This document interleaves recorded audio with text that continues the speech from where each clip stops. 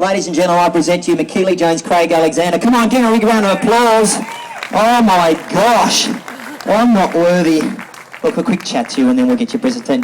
Thank you, Michellie. Great to see you. As I said, I first met you in 1991 when Chris was racing as a young tacker and you were smoking on the course. You weren't literally smoking, but you were flying at your Mia.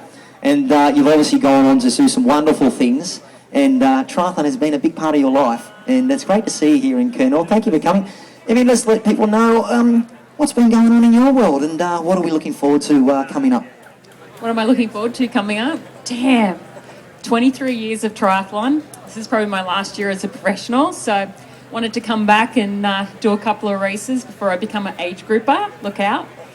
You know what? It's so much fun, triathlon. I've been very, very lucky with what triathlon has given me and big believer in giving it back at some point. So definitely looking forward to doing that and not looking forward to the real world of actually working. But yeah, you know, it's all about having fun and I hope you guys all had fun out there because I definitely did.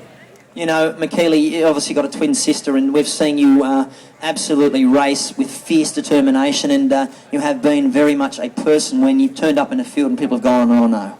You know, you've obviously stepped up from, you know, an Olympic, you know, representing the Olympic Games. A medalist in Olympics, was it silver from memory, 2000? I've got the talk to us. Actually, I always tell people if you're going to win an Olympic medal, you want to win the real thing. The gold's only gold plated. So I have the real thing. Silver's silver. Look, and listen, you know, you've been here, you've raced probably here a number of times. Your best memory of triathlon, obviously, you've made a lot of friends and things, but is there anything that stands out for you? Obviously, it's been your life for a long, long time, and what's been a highlight for you? We could be here all day if I started, like, telling you all my highlights. But, you know, definitely my highlight today was little Olivia let me use her Barbie water bottle. Thanks, Olivia. There you go, and I can tell you, where's little Olivia? Well done.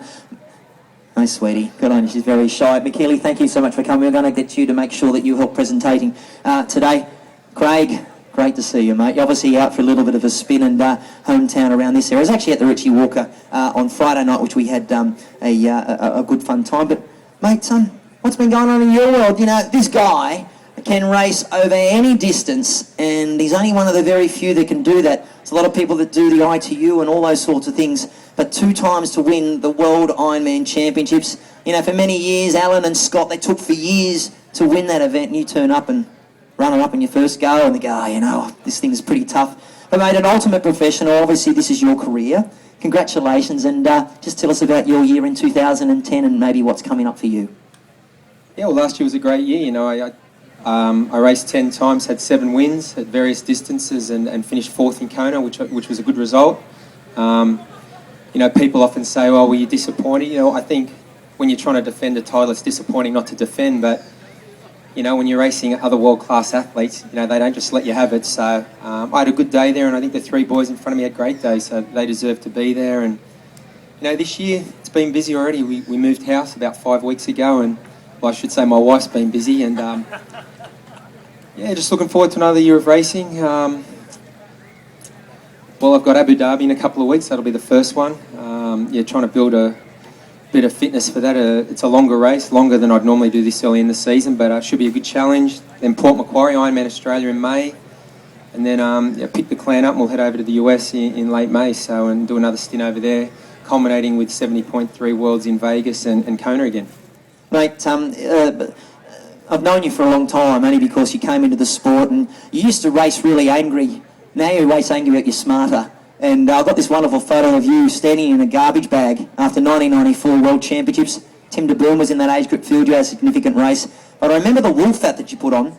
It's because it was like 10 degrees in the water, so the shrinkage factor for the gentleman was really on there.